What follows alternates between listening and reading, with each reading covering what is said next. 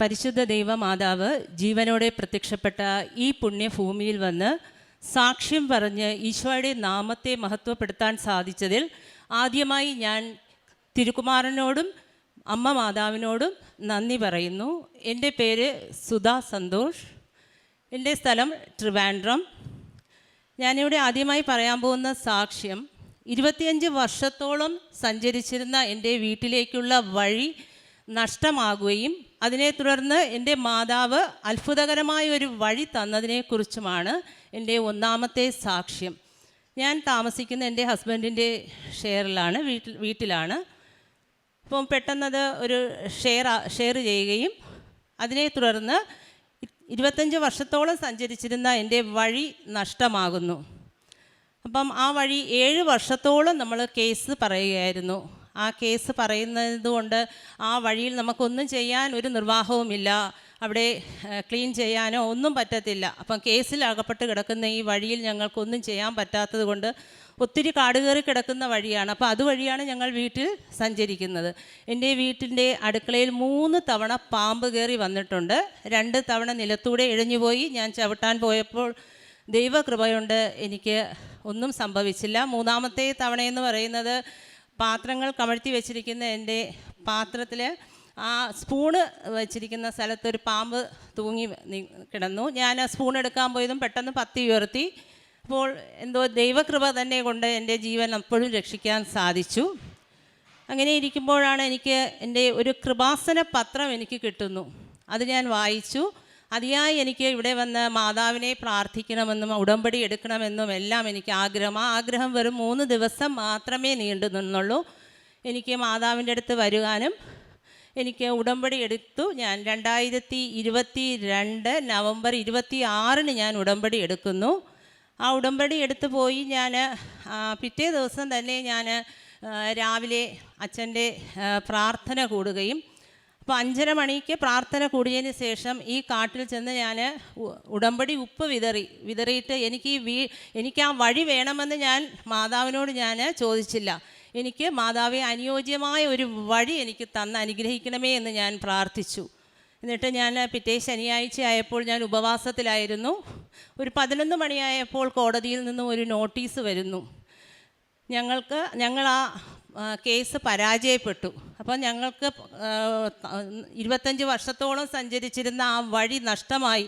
അപ്പോൾ അങ്ങനെ അവർക്ക് മതിൽ കെട്ടാനുള്ള ഒരു സാഹചര്യം അവർക്ക് ഉണ്ടായി. നമ്മൾ ആ കേസ് പരാജയപ്പെട്ടു. അപ്പോൾ ഞാൻ ഒരാഴ്ച ആയതേ ഉള്ളൂ ഉടമ്പടി എടുത്തിട്ട്. അപ്പോൾ മാതാവിൻ്റെ ദൃഢമായി തന്നെ ഞാൻ പ്രാർത്ഥിച്ചു. ധ്യാനങ്ങൾ കേൾക്കുകയും ബഹുമാനപ്പെട്ട ജോസഫ് അച്ഛൻ ഒത്തിരി തവണ പറയാറുണ്ട്, നമ്മൾക്ക് എന്തെങ്കിലും നെഗറ്റീവായിട്ട് എന്ത് കാര്യം വന്നിരുന്നാലും മാതാവിനെ മുറുകെ പിടിച്ചു കഴിഞ്ഞാൽ അത് സാധ്യമാകും. ഞാൻ പ്രാർത്ഥിച്ചുകൊണ്ടിരുന്നു, മനുഷ്യനാൽ അസാധ്യമായത് ദൈവത്തിനാൽ സാധ്യമാകും എന്നുള്ള ആ പ്രാർത്ഥനയിൽ ഞാൻ മുഴുകിയിരിക്കുകയും അങ്ങനെ പിറ്റേ ഞായറാഴ്ച തന്നെ അവർ മതിൽ കെട്ടി. അങ്ങനെ ഞങ്ങൾക്ക് ചുറ്റിനുമായിട്ട് നമ്മളുടെ വീട്ടിൽ നമുക്ക് പുറത്ത് കടക്കാൻ പറ്റത്തില്ല. എൻ്റെ വീട്ടിൻ്റെ ഫ്രണ്ട് റോഡാണ്, പക്ഷേ എൻ്റെ വീട് ഒരു 10 അടിയോളം ഉയർന്നു നിൽക്കുകയാണ്. അപ്പം നമുക്ക് ഈ വാഹനം അനുയോജ്യമായിട്ടുള്ള ഒരു പാതയെന്ന് പറയുന്നത് നമ്മൾ ഇത്രയും വർഷവും നമ്മൾ സഞ്ചരിച്ചിരുന്ന വഴിയായിരുന്നു.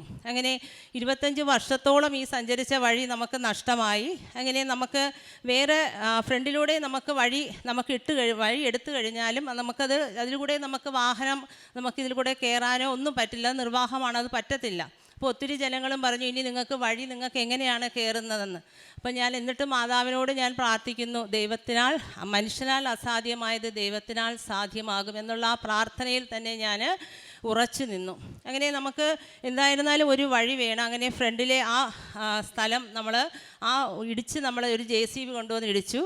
അപ്പോൾ ഒത്തിരി പേരും പറഞ്ഞു, ഇനി നിങ്ങൾക്ക് എന്ത് ചെയ്തിരുന്നാലും നിങ്ങൾക്ക് എന്തായിരുന്നാലും അകത്തോട്ട് നിങ്ങൾക്ക് വണ്ടിയൊന്നും കയറാൻ പറ്റത്തില്ല. അപ്പം എൻ്റെ ഹസ്ബൻഡ് തന്നെ പറഞ്ഞു, നമുക്ക് 4 വീലറൊക്കെ നമുക്ക് വിൽക്കാം, നമുക്ക് കുഞ്ഞു റോഡാണ്, അപ്പോൾ അവിടെയൊന്നും പാർക്ക് ചെയ്യാൻ പറ്റത്തില്ല. അപ്പം നമുക്ക് സ്കൂട്ടറൊക്കെ കൊണ്ടുവന്ന് ഒതുക്കി നമുക്കിങ്ങനെ വയ്ക്കാനുള്ള ഒരു സാഹചര്യമേ നമുക്ക് അപ്പോഴുണ്ടായിരുന്നുള്ളൂ. മാതാവിനെ ഞാൻ മുറുകെ പിടിച്ചു, പ്രാർത്ഥിച്ചു. അങ്ങനെ അത്ഭുതം എന്നോളം ഇപ്പോഴെൻ്റെ ആ വഴി, മാതാവ് തുറന്നു തന്ന വഴിയിൽ എൻ്റെ വീട്ടിൽ 5 കാറ് പാർക്ക് ചെയ്യാനുള്ള ഒരു അത്ഭുതകരമായ ഒരു വഴി എനിക്ക് എൻ്റെ മാതാവ് തന്ന് അനുഗ്രഹിച്ചു. എൻ്റെ തിരുക്കുമാരനും ഈശോയ്ക്കും കോടാനുകോടി ഞാൻ നന്ദി പറയുന്നു. അത്ഭുതമാണത്. എല്ലാവരും ഒത്തിരി പേരും പറഞ്ഞ ഒരു കാര്യമാണ്. ഒരിക്കലും അത് മനുഷ്യനതിലെതിരെ സഞ്ചരിക്കാനോ വാഹനം കയറ്റാനോ പറ്റാത്ത ഒരു സാഹചര്യത്തിൽ എൻ്റെ മാതാവും തിരുക്കുമാരനും എന്നെ അനുഗ്രഹിച്ചു. ഞാൻ കോടാനുകോടി നന്ദി പറയുന്നു. എൻ്റെ രണ്ടാമത്തെ സാക്ഷ്യമെന്ന് പറയുന്നത് എൻ്റെ രോഗസൗഖ്യത്തെക്കുറിച്ചാണ്. ഒത്തിരി വർഷത്തോളം എനിക്ക് മൈഗ്രെയിൻ്റെ അസുഖവും അതുപോലെ തന്നെ ഗ്യാസിൻ്റെ അസുഖം നിരന്തരമാണ്. ഒരു 3 മാസത്തോളം ഞാൻ പകലും രാത്രിയും ഉറങ്ങാതെ കിടന്ന നാളുകളുണ്ടായിരുന്നു. ഗ്യാസിൻ്റെ ആ നിരന്തരമായ ഒരു പ്രശ്നം. അപ്പം ആ ഒരു 2022 നവംബർ 26 ഉടമ്പടി എടുത്ത എനിക്ക് ഇന്നേ വരെ തലവേദനയോ അതുപോലെ തന്നെ ഈ ഗ്യാസിൻ്റെ പ്രശ്നമോ എനിക്കുണ്ടായിട്ടില്ല. അതിനും ഞാൻ തിരുക്കുമാരനോടും മാതാവിനോടും നന്ദി പറയുന്നു. എൻ്റെ രണ്ടാമത്തെ രോഗസൗഖ്യം എന്ന് പറയുന്നത്, ഞാൻ ടീച്ചിങ് ഫീൽഡിലാണ്. അപ്പോൾ കാലിൽ നല്ല വെരിക്കോസിൻ്റെ പ്രശ്നമാണ്. സ്കൂളിൽ ഒരു 7 മണിക്കൂറോളം 7 പിരീഡോളം പഠിപ്പിച്ചിട്ട് വീട്ടിൽ വരുമ്പോൾ നിരന്തരമായ കാല് വേദനയാണ്. എനിക്ക് നിൽക്കാൻ പറ്റത്തില്ല, അസഹ്യമായ വേദന. ഞാൻ ഉടമ്പടി തൈലം എന്നും ഞാൻ പ്രാർത്ഥിക്കുമ്പോൾ കാലിൽ ഉടമ്പടി തൈലം ഇട്ട് എൻ്റെ മാതാവിനെ ഞാൻ പ്രാർത്ഥിക്കും. ഇന്നേ വരെയും എനിക്ക് ആ കാലിൽ ആ ബുദ്ധിമുട്ട് എനിക്കുണ്ടായിട്ടില്ല. വെരിക്കോസിൻ്റെ അസുഖം പൂർണ്ണമായി എൻ്റെ മാതാവ് സൗഖ്യമാക്കി തന്നു. എൻ്റെ മൂന്നാമത്തെ രോഗസൗഖ്യം എന്ന് പറയുമ്പോൾ, രാവിലെ ഞാൻ എണീക്കുമ്പോൾ തന്നെ എൻ്റെ ഇടതുഭാഗത്തെ തലയുടെ ഉള്ളിൽ നിന്നും കഴുത്തിൽ എന്ന് വെച്ചാൽ ഒരു ഭാഗത്തു നിന്ന് എനിക്ക് അനക്കാൻ പറ്റത്തില്ല, മരവിപ്പാണ്. അപ്പോൾ ഒരു 4 മണിക്കൂറോളം ആ മരവിപ്പ് എൻ്റെ തലയിലെ ഉള്ളിലും കഴുത്തിലും നിൽക്കാറുണ്ട്. അപ്പോൾ അത് അസഹ്യമായ വേദനയാണ്. അപ്പോൾ ഞാൻ രാത്രി ഉറങ്ങുമ്പോൾ ഞാൻ ഉടമ്പടി തൈലമിട്ട് എപ്പോഴും ഞാൻ ഉടമ്പടി തൈലമിട്ട് ഞാൻ പ്രാർത്ഥിക്കാറുണ്ട്. ഇന്നേ വരെയും ഈ നിമിഷം വരെയും എനിക്ക് ഈ വേദന എനിക്ക് മാതാവ് സൗഖ്യപ്പെടുത്തി തന്നു. ഇന്നേ വരെ ആ വേദന എനിക്ക് ഉണ്ടായിട്ടില്ല.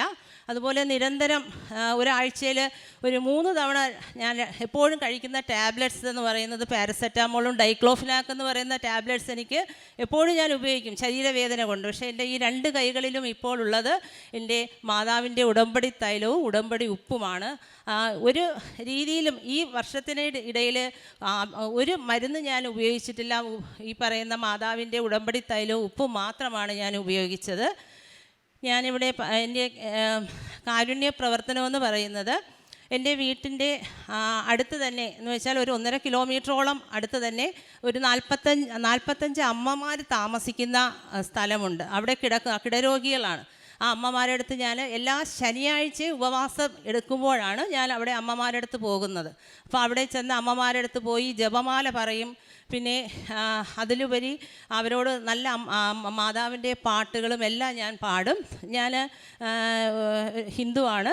എന്നിരുന്നാൽ പോലും അവിടെ ചെന്ന് ഞാൻ മാതാവിൻ്റെ ജപമാലയും പ്രാർത്ഥനയും എല്ലാം പറയാറുണ്ട്.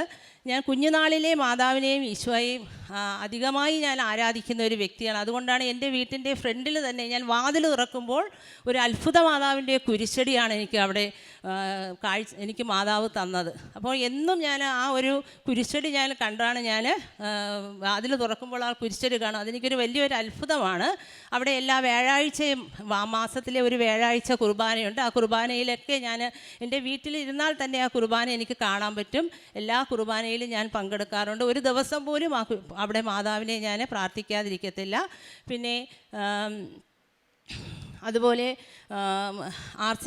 RCC സെൻറ്ററുകളിൽ ഞാനും എൻ്റെ ഒരു ഫ്രണ്ട് വിനിത ആ മോളും കൂടെ പോയാണ് ഫുഡുകൾ നമ്മൾ പ്രിപ്പയർ ചെയ്യും.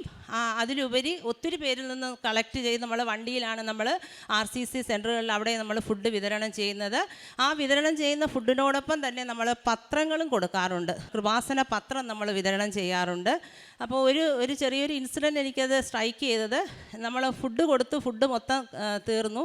അങ്ങനെ കൃപാസനം പത്രം മാത്രമേ എൻ്റെ കയ്യിലുള്ളൂ. അപ്പോൾ അങ്കിൾ ചോദിച്ചു, എനിക്ക് ഭക്ഷണം വേണ്ട, എനിക്ക് ഭക്ഷണം ഇല്ലെങ്കിലും കുഴപ്പമില്ല, എനിക്ക് കൃപാസന പത്രം തന്നാൽ മതി. അപ്പോൾ അത്രയും ഒരു മാതാവിനെ ഇഷ്ടപ്പെടുന്ന ആ ഒരു വ്യക്തിയുടെ ഒരു വാക്ക് കേട്ടപ്പോൾ അപ്പോഴും എനിക്ക് വലിയൊരു സന്തോഷമായി. പിന്നെ മെഡിക്കൽ കോളേജുകളിലും എല്ലാം നമ്മൾ ഫുഡ് കൊടുക്കാറുണ്ട്. നമ്മളെ അടുത്തുള്ള ജില്ലാ ഹോസ്പിറ്റലുകളിലും വൈകുന്നേരം ഫുഡുകൾ തയ്യാറാക്കി നമ്മൾ കൊടുക്കുന്നുണ്ട്. ഇതെല്ലാം എൻ്റെ കാരുണ്യ പ്രവർത്തനങ്ങളാണ്. അതുപോലെ തന്നെ പ്രേക്ഷിത പ്രവർത്തനം എന്ന് പറയുന്നത് കാരുണ്യ പ്രവർത്തനത്തോടൊപ്പം തന്നെ നമ്മൾ പത്രങ്ങൾ എല്ലാ സ്ഥലങ്ങളിലും നമ്മൾ ബസ് സ്റ്റാൻഡിലുമൊക്കെ നമ്മൾ വിതരണം ചെയ്യാറുണ്ട്. എൻ്റെ ആത്മീയ പ്രവർത്തനം എന്ന് പറയുന്നത് രാവിലെ എന്നും അച്ഛൻ്റെ ഡെയിലി ബ്രെഡ് കൂടുകയും സ്റ്റാറ്റസ് ഇടുകയും പിന്നെ വൈകുന്നേരത്തെ സായാഹ്ന പ്രാർത്ഥനയിൽ ഞാൻ പങ്കുകൊള്ളാറുണ്ട്. അതിലുപരി ഞാൻ സഞ്ചാരി മാതാവ് എന്ന ഒരു ഗ്രൂപ്പിലെ അംഗമാണ്. അപ്പം 4:45 അവിടെ നമ്മൾ ജപമാല, പിന്നെ 5:30 അച്ഛൻ്റെ ഡെയിലി ബ്രെഡ്. അത് കഴിഞ്ഞിട്ട് ഞാൻ സ്കൂളിൽ വർക്ക് ചെയ്യാണ്. അപ്പം അവധി ദിവസങ്ങളൊക്കെ വരുമ്പോൾ എന്നും പ്രത്യക്ഷീകരണ പ്രാർത്ഥന 2:30 പ്രത്യക്ഷീകരണ പ്രാർത്ഥനയിൽ ഞാൻ പങ്കെടുക്കാറുണ്ട്. അതുപോലെ തന്നെ 7 മണിക്ക് അച്ഛൻ്റെ സായാഹ്ന പ്രാർത്ഥനയിൽ പങ്കുകൊള്ളുകയും 7:15 അതുപോലെ തന്നെ ജപമാല 8:05 വരെ ജപമാലയുണ്ട്. 9:30 പിന്നെയും 9:30 മണി മുതൽ 10:45 വരെ ഈ സഞ്ചാരി മാതാവ് ഗ്രൂപ്പിലെ പ്രാർത്ഥന. അത് പ്രാർത്ഥനയെന്ന് പറയുന്നത് ജീവിത സാഹചര്യങ്ങളെക്കുറിച്ച് രോഗസൗഖ്യ പ്രാർത്ഥന, കുരുക്കുകൾ അഴിക്കുന്ന പ്രാർത്ഥന, ഇതെല്ലാം കഴിഞ്ഞൊരു 11 മണിയാകുമ്പോഴേ ഈ പറയുന്ന ഒരു പ്രാർത്ഥനയിൽ കഴിയത്തുള്ളൂ. അപ്പോൾ മൊത്തമായിട്ടൊരു ദിവസം മാതാവിനും നമ്മുടെ തിരുക്കുമാരനും ഞാൻ എൻ്റെ ജീവിതം തന്നെ അർപ്പിച്ചുകൊണ്ടാണ് ഞാൻ മുന്നോട്ട് പോകുന്നത്. പിന്നെ ഇത്രയും ചെറുതും വലുതുമായ ഒത്തിരി അനുഗ്രഹങ്ങൾ തന്ന് അനുഗ്രഹിച്ച എൻ്റെ തിരുക്കുമാരനും മാതാവിനും ഞാൻ കോടാനുകോടി നന്ദി പറയുന്നു. സങ്കീർത്തനങ്ങൾ 27 10 മുതൽ 14 വരെ തിരുവചനങ്ങൾ. അപ്പനും അമ്മയും എന്നെ ഉപേക്ഷിച്ചാലും കർത്താവ് എന്നെ കൈക്കൊള്ളും. കർത്താവെ, അങ്ങയുടെ വഴി എനിക്ക് കാണിച്ചു തരണമേ. എനിക്ക് ശത്രുക്കൾ ഉള്ളതിനാൽ എന്നെ നിരപ്പായ വഴിയിലൂടെ നയിക്കണമേ. വൈരികളുടെ ഇഷ്ടത്തിന് എന്നെ വിട്ടുകൊടുക്കരുതേ. കള്ളസാക്ഷികൾ എനിക്കെതിരെ ഉയർന്നിരിക്കുന്നു, അവർ ക്രൂരത നിശ്വസിക്കുന്നു. ജീവിക്കുന്നവരുടെ ദേശത്ത് കർത്താവിൻ്റെ നന്മ കാണുമെന്ന് ഞാൻ വിശ്വസിക്കുന്നു.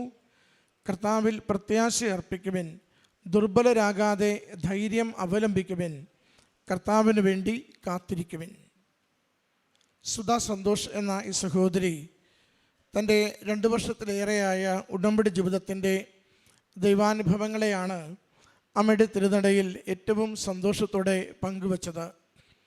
അതിൽ ജീവിതം കടന്നുപോയ ഏറെ ക്ലേശകരമായ സാഹചര്യങ്ങൾ സഹോദരി സൂചിപ്പിക്കുന്നുണ്ട്. 25 വർഷത്തോളം നടന്നിരുന്ന വഴി പെട്ടെന്നത് ഇല്ലാതാവുകയും 7 വർഷത്തോളം ആ വഴിയുടെ പുറത്ത് കേസ് നടക്കുകയും എന്നാൽ വിധി പ്രതികൂലമായി വഴി പൂർണ്ണമായി അടഞ്ഞ് ആ അയൽവക്കത്തുള്ളവർ മതിൽ കെട്ടി എന്നേക്കുമായി പുറത്തിറങ്ങാനാവാത്ത വിധം കുടുംബത്തെയും വീടിനെയും ബുദ്ധിമുട്ടിലാക്കിയ ഒരു സാഹചര്യത്തെയാണ് സഹോദരി സൂചിപ്പിച്ചത്. വഴിയത് നടന്നുകൊണ്ടിരുന്ന വഴി, ഏറെ നാളായിട്ടുള്ള വഴി അടയുന്നു എന്ന് പറയുമ്പോൾ മറ്റൊരു വഴി ശരിക്കും കുടുംബത്തിന് കൺമുൻപിലുണ്ട്. പക്ഷേ അത് വഴിയായിട്ടെടുക്കാനായിട്ട് പറ്റത്തുമില്ല. മണ്ണ് കൂനയിരിക്കുന്ന ഇടത്താണ് വീട്. അതുകൊണ്ട് തന്നെ ഏതാണ്ട് 10-12 അടി ഉയരത്തിൽ വീടിരിക്കുന്നു. കുത്തനെ കാണുന്ന അരികിൽ റോഡുണ്ട്. അപ്പോൾ കോടതിയും നിരീക്ഷണവും നടത്തുമ്പോൾ അതിലേക്ക് ഇറങ്ങിപ്പോകാൻ സൗകര്യമുള്ളത് കൊണ്ട് പൂർണ്ണമായും കേസ് എതിരായി വന്നു. ഇനി ഇവിടെ ഒരു വഴിയുണ്ടാക്കി എടുക്കുക ക്ലേശകരമായിരുന്നു. ഓരോരുത്തരും വന്ന് വഴി നിർമ്മിച്ചെടുക്കുവാൻ പറ്റില്ലെന്ന് പറഞ്ഞ് പോകുന്നതാണ് സാഹചര്യം. അതാണ് സഹോദരി പറയുന്നതും. ഇങ്ങനെ വഴി ഇനി ശരിയാവില്ല, വാഹനങ്ങൾ ഇനി വിൽക്കാം, ഇനി ഒരു ചെറിയ 2 വീലർ എന്തെങ്കിലും നമുക്ക് സ്വന്തമായി കൊണ്ടു നടക്കാമെന്ന് പറയുന്നിടത്താണ് സഹോദരി പറയുക, മറ്റൊരു കൂട്ടർ വന്ന് സ്ഥലവും ആ കുന്നും ഒക്കെ നോക്കി വീടിന് യാതൊരു കോട്ടവും ഉലച്ചിലും വരാതെ അവിടെ എങ്ങനെ ഒരു വിസ്താരത്തിൽ വഴി നിർമ്മിച്ചെടുക്കാമെന്ന് ആലോചിക്കുകയും അത്ഭുതപ്പെടുത്തിക്കൊണ്ടും അമ്മ മാതാവിൻ്റെ നിരന്തരമായ സംരക്ഷണത്തിൻ്റെ അടയാളം വെളിപ്പെടുത്തിക്കൊണ്ടും ഉടമ്പടി ഉപ്പ് വിതറിയും നിരന്തരം അമ്മയുടെ കരങ്ങളിൽ കണ്ണീരോടെ സുരക്ഷിതമായ ഒരു വഴിക്ക് വേണ്ടിയുള്ള ആഗ്രഹത്തെ സമർപ്പിച്ചിരുന്നത് വളരെ ചുരുക്കം ദിവസങ്ങൾ കൊണ്ട് സുന്ദരമായ ഒരു വഴിയും പുറത്തേക്കിറങ്ങുവാനുള്ള വിശാലമായ സൗകര്യവും അമ്മ മാതാവിൻ്റെ ഉടമ്പടിയിൽ നിയോഗം വെച്ച് പ്രാർത്ഥിച്ചതിലൂടെ ലഭിച്ചു. ആ കുന്ന് ഇടിച്ചെടുക്കുന്നതിന് വേണ്ടിയും വീടിന് യാതൊരു ഉലച്ചിലില്ലാതെയും 5ഉം 6ഉം വാഹനങ്ങൾ പാർക്ക് ചെയ്യുവാൻ പറ്റുന്ന വിധത്തിൽ വളരെ വിസ്താരമുള്ളത്, ഒത്തിരി പേർ വന്ന് നടക്കില്ലെന്ന് പറഞ്ഞു പോയിടത്ത് അമ്മ മാതാവ് നല്ലൊരു വഴി കൊടുത്ത് അനുഗ്രഹിച്ചതിൻ്റെ സാക്ഷ്യമാണ് ഈ കുടുംബം ഈ അൾത്താരയിൽ പങ്കുവെച്ചത്. നമുക്കെതിരെ ആരൊക്കെ എതിര് നിന്നാലും പദ്ധതികൾ മെനഞ്ഞാലും ജീവിതം വല്ലാത്ത രീതിയിൽ കുരുക്കിലകപ്പെട്ടതുപോലെ കുടുക്കിയിട്ടാലും അതിൽ നിന്ന് ദൈവത്തിൻ്റെ കരങ്ങൾക്ക് നമ്മളെ പുറത്തു കൊണ്ടുവരുവാനാവും. സഹോദരി ശരിക്കും വല്ലാതെ ഉലയുന്ന, കുടുംബം വല്ലാതെ ഒന്നും ചെയ്യാനാവാത്ത വിധം വിഷമിക്കുന്ന നാളുകളിലാണ് ഈ ഉടമ്പടിയിലൂടെ ഇങ്ങനെ മുന്നോട്ട് പോകുന്നത്. ഉടമ്പടി എടുത്ത ആദ്യ നാളുകളിലാണ് ശരിക്കും വീടിനെതിരായിട്ട് വിധി വരികയും ചെയ്യുന്നത്. ആ ഒരു അക്രൈസ്തവ കുടുംബം എന്ന് സൂചിപ്പിച്ചു. ആദ്യ ദിവസങ്ങളിൽ തന്നെ നന്നായിട്ട് മനസ്സുലഞ്ഞ് ഉടമ്പടി നിർത്തേണ്ട ഒരു അവസരം ഉണ്ടാകുമായിരുന്നു. പക്ഷേ എങ്കിലും ഇപ്പോഴെനിക്ക് കാര്യങ്ങൾ പ്രതികൂലമാണെങ്കിലും എല്ലാം എനിക്ക് ശുഭകരമാക്കി തരുമെന്ന പ്രത്യാശയോടെ സഹോദരിയും കുടുംബവും ശാന്തതയോടെ ആ പ്രതിസന്ധിയെ നേരിട്ടതെങ്ങനെയെന്ന് നമ്മളോട് സൂചിപ്പിക്കുകയായിരുന്നു. ശാരീരികമായ രോഗക്ലേശങ്ങൾ സഹോദരി സൂചിപ്പിച്ചു. മൈഗ്രെയിൻ, ഉദരസംബന്ധമായ രോഗം, വെരിക്കോസിൻ്റെ അസുഖം, ഇരു കൈകളിലും മരുന്ന് പിടിച്ച് നടന്നിരുന്ന ജീവിതം. എന്നാൽ അമ്മ മാതാവിൻ്റെ ഉടമ്പടിയിലൂടെ ഉടമ്പടി തൈലവും ഉപ്പും മരുന്നായി മാറി ഓരോ രോഗവും വളരെ വേഗതയിലും പിന്നീടൊരിക്കലും വരാത്ത വിധവും സൗഖ്യപ്പെടുത്തി മാറിക്കൊണ്ട് അമ്മ മാതാവിൻ്റെ ഉടമ്പടിയെ കൂടുതൽ സന്തോഷത്തോടെ സ്നേഹത്തോടെ ജീവിക്കുവാൻ സഹോദരിയെ സഹായിച്ചതിനെയും സാക്ഷ്യപ്പെടുത്തി. സഹോദരിയുടെ വാക്കുകളിൽ നമ്മൾ കണ്ടത് കാരുണ്യപ്രവൃത്തിയും പ്രേക്ഷിത പ്രവർത്തനവും എത്ര കണ്ട് തോളോട് തോൾ ചേർന്നുകൊണ്ട് എല്ലാവർക്കും ചെയ്യുന്നുവെന്നതാണ്. നന്മ ചെയ്യുവാനൊരു മടിയുമില്ല, ഈശോയെക്കുറിച്ച് പറയുവാൻ ഒരു തീഷ്ണതക്കുറവുമില്ല. സന്തോഷത്തോടെ ഈശോയെക്കുറിച്ച് പറയുവാൻ, മാതാവിനെ പങ്കുവയ്ക്കുവാൻ, കാരുണ്യപ്രവൃത്തി കഴിയുന്നത്ര മറ്റുള്ളവരുടെ കൂടെ ശേഖരിച്ചുകൊണ്ട് കൊടുക്കുവാൻ വേണ്ടി കാണിക്കുന്ന നല്ല മനസ്സ്. പ്രിയമുള്ളവരെ, ഉടമ്പടി നമ്മളെ ഓരോരുത്തരെയും കൂടുതൽ ദൈവത്തിന് ഉറപ്പുള്ള മനുഷ്യരാക്കി മാറ്റുകയാണ് ചെയ്യുന്നത്. ഉടമ്പടി നമ്മളെ എപ്പോഴും ദൈവം ആഗ്രഹിക്കുന്ന പ്രവൃത്തികളിൽ നിരന്തരം വ്യാപരിക്കുവാൻ നമ്മളെ സഹായിച്ചു കൊണ്ടിരിക്കും. ഉടമ്പടി നമ്മളെ എപ്പോഴും നമ്മളെ തന്നെ ഒന്ന് ആത്മപരിശോധന ചെയ്തുകൊണ്ട് തെറ്റായ കാര്യങ്ങളിൽ നിന്ന് പിന്തിരിയുവാനും ദൈവസ്നേഹത്തിൻ്റെ ജീവിതം നിരന്തരം നയിക്കുവാനും ബലപ്പെടുത്തിക്കൊണ്ടിരിക്കും. അതിരാവിലെ ഏതാണ്ട് 3 മണിക്ക് പ്രാർത്ഥനയ്ക്ക് വേണ്ടി ഉണർന്ന് ജീവിതം തുടങ്ങുന്ന സഹോദരി സായന്തനത്തിൽ ഉത്തരവാദിത്തങ്ങൾ കഴിഞ്ഞ് വീണ്ടും പ്രാർത്ഥനയോടുകൂടി എങ്ങനെ ആത്മീയ ജീവിതം നയിക്കുന്നുവെന്നും നമ്മളോട് വെളിപ്പെടുത്തി. ഉടമ്പടി ആത്മീയമായി നമ്മളെ കരുത്തരാക്കുന്നു, ഭൗതികമായി നമ്മുടെ ജീവിതത്തെ നിരന്തരം സംരക്ഷിക്കുന്നു, നന്മ ചെയ്യുവാൻ നിരന്തരം നമ്മളെ സഹായിക്കുന്നു, ദൈവനാമത്തെ മഹത്വപ്പെടുത്തി ശാന്തതയുടെ വ്യക്തികളാകുവാൻ നമ്മളെ എപ്പോഴും പ്രചോദിപ്പിച്ച് നയിക്കുകയും ചെയ്യുന്നു. ലോകത്തിൻ്റെ ശക്തിയല്ല, ദൈവത്തിൻ്റെ ശക്തിയാണ് ഏറ്റവും പ്രധാനപ്പെട്ടതും നമ്മുടെ ജീവിതത്തിൽ നിന്നും സഹായിക്കുന്നതെന്ന് നമ്മളെ ബോധ്യപ്പെടുത്തിക്കൊണ്ട് നമ്മുടെ ജീവിതങ്ങളെ സുരക്ഷിതരാക്കുകയും സഹായിച്ച് മുന്നോട്ട് നയിക്കുകയും ചെയ്യും. അതിൻ്റെ സാക്ഷ്യമാണ് ഈ അൾത്താരയിൽ ഈ സഹോദരി പങ്കുവെച്ചത്. സഹോദരിക്ക് ലഭിച്ച എല്ലാ ആത്മീയ അനുഭവങ്ങൾക്കും ദൈവിക അനുഗ്രഹങ്ങൾക്കും അമ്മ മാതാവിനും തിരുക്കുമാരനും നന്ദി പറഞ്ഞുകൊണ്ട് കരങ്ങളടിച്ച് ഈ സാക്ഷ്യം സമർപ്പിക്കാം. അത്യപൂർവ ദൈവാനുഭവങ്ങൾ ഇനി നിങ്ങൾക്കും സ്വന്തം. ഈ യൂട്യൂബ് ചാനൽ ഇതുവരെ സബ്സ്ക്രൈബ് ചെയ്തിട്ടില്ലെങ്കിൽ ഇപ്പോൾ തന്നെ സബ്സ്ക്രൈബ് ചെയ്യുക. ഈ വീഡിയോ ഇപ്പോൾ തന്നെ നിങ്ങളുടെ സുഹൃത്തുക്കൾക്ക് ഷെയർ ചെയ്തുകൊണ്ട് കർത്താവിൻ്റെ പ്രേക്ഷിതരാകുക.